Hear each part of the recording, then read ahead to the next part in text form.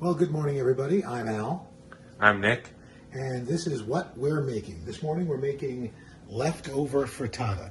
So I've got some shrimp from last night, some bacon from the morning before. I got broccoli from last night, and so I'm going to just kind of let this set. Put about 8 eggs in here. I'm going to sprinkle in some cheddar cheese on top.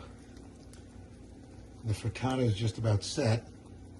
I've set my oven at about 350. I also whisked in a little heavy cream. And so now we will take and put this into the oven.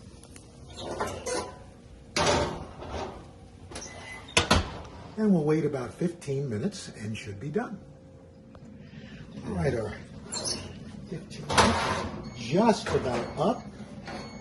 And here is our leftover kitchen sink frittata.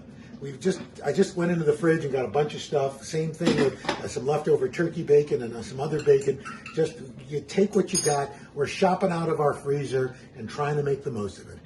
That's what we're cooking for breakfast. I'm Al. And I'm Nick. Yum. Yum, yum. Guest starring Mom.